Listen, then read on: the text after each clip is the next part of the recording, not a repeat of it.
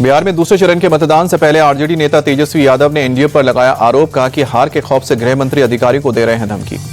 तेजस्वी ने वीडियो संदेश में लगाया आरोप, कहा कि होटल के सीसीटीवी बंद करा के अधिकारियों को देर रात बुलाते हैं गृह मंत्री। सीएम हाउस से भी अधिकारियों को किया जा रहा है फोन। तेजस्वी ने कहा कि पूरा बिहार बदलाव के लिए कर रहा है मतदान, इस बार बिहार में परिवर्तन तय है। चुनाव प्रचार के आखिरी दिन गृह मंत्री अमित शाह ने बिहार के सासाराम अरवल में की जनसभा, कहा कि राहुल गांधी इटली तक भी यात्रा निकाल रहे, फिर भी हम बिहार में घुसपैठियों को घुसने नहीं देंगे। सासाराम में बोले अमित शाह, गठबंधन नहीं है, ठगबंधन वाले हमसे नहीं, आपस में ही लड़ रहे हैं।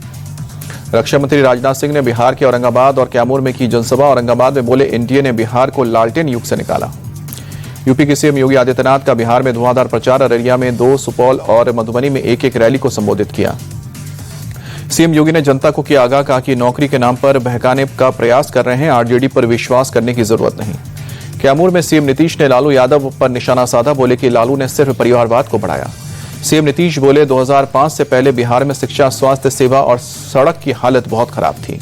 एमआईएम चीफ असदुद्दीन ओवैसी ने बिहार के अमौर और बहादुरगंज में की रैली, कहा कि बिहार के सबसे पिछड़ा इलाका है सीमांचल।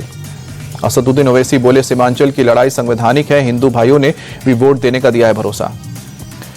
राहुल गांधी का मोदी और नीतीश पर हमला। किशनगंज की रैली में बोले मोदी जी ने देश में और नीतीश जी ने बिहार में रोजगार खत्म किया है। बिहार के उप मुख्यमंत्री सम्राट चौधरी ने दूसरे चरण के मतदान को लेकर प्रचार अभियान थामने पर कहा, जिस तरह एनडीए ने अभियान चलाया उसमें सबका समर्थन और सहयोग मिला। चिराग पासवान का बयान, बोले जनता के मन में कहीं नहीं है कि हमारी डबल इंजन की सरकार को लेकर विश्वास है, हम लोग एक मजबूत सरकार बनाने जा रहे हैं। छपरा विधानसभा सीट से राजद उम्मीदवार खेसारी लाल यादव बोले कि हमारा उत्साह बता रहा है कि हमारी सरकार आ रही है। वीआईपी प्रमुख मुकेश सैनी ने 14 तारीख के बाद जीत के जश्न के लिए मांझ भात भोज का दिया न्योता, कहा कि तेजस्वी को सीएम बनाने और बीजेपी को हराने तक चैन से नहीं बैठेंगे।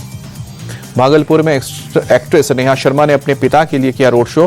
कांग्रेस के प्रत्याशी अजीत शर्मा के समर्थन में वोट की अपील की। नवादा में आरजेडी समर्थक पर फायरिंग से दहशत। गोलीबारी के बाद अवधेश महतो की गाड़ी के शीशे टूटे। नवादा में आरजेडी प्रत्याशी कौशल यादव ने एनडीए के लोगों पर हमले का आरोप लगाया, कहा कि 10 दिन में दोषी नहीं पकड़े गए तो करेंगे चक्का जाम। असम की हिमंता सरकार का बड़ा फैसला, राज्य में बैन होगा बहुविवाह, कैबिनेट ने बिल को दी मंजूरी। बढ़ते प्रदूषण से दिल्ली एनसीआर में सांस लेना हुआ मुहाल। दिल्ली में ओवरऑल AQI 346 दर्ज। आसमान में धुंध छाने के कारण विजिबिलिटी कम। नोएडा में भी प्रदूषण का स्तर बढ़ा। एयर क्वालिटी इंडेक्स 336 दर्ज की गई है। गाजियाबाद में AQI 302। प्रदूषण कम करने के लिए दिल्ली में जगह जगह पानी का छिड़काव। लोधी रोड इलाके में भी एमसीडी ने पानी का छिड़काव किया।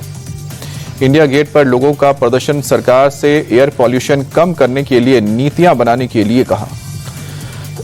दिल्ली पुलिस ने इंडिया गेट के बाहर प्रदर्शन कर रहे लोगों को हिरासत में लिया। सरकार से राष्ट्रीय राजधानी क्षेत्र में वायु प्रदूषण को रोकने के लिए नीतियां बनाने की मांग कर रहे थे।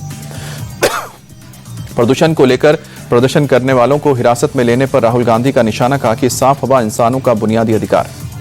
पटना के दानापुर में दर्दनाक हादसा। मकान की छत गिरने से एक ही परिवार के 5 लोगों की मौत। इंदिरा आवास योजना में बना था घर। बिहार के गोपालगंज में सड़क हादसे के बाद बवाल। लोगों ने पुलिस इंस्पेक्टर की गाड़ी को फूंका। भीड़ को तितर-बितर करने के लिए आंसू गैस के गोले दागे गए। स्कॉर्पियो की टक्कर में 3 युवक हुए जख्मी, लेकिन उनकी मौत की फैली गई अफवाह। हालात बिगड़ते ही एसपी ने मोर्चा संभाला। लखनऊ में 48 लाख के ऑक्सीटोसिन इंजेक्शन बरामद। घर में चल रही थी अवैध फैक्ट्री। एफएसडीए एसटीएफ ने 2 आरोपियों को पकड़ा।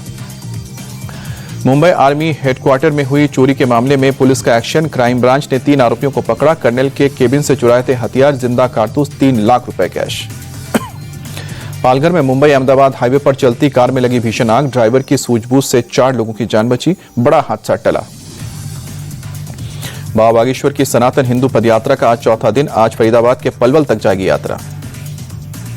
बाबा बागेश्वर की पदयात्रा को मुस्लिमों का भी समर्थन। मुजफ्फरनगर में सैकड़ों पसमंदा मुसलमान यात्रा से जुड़े।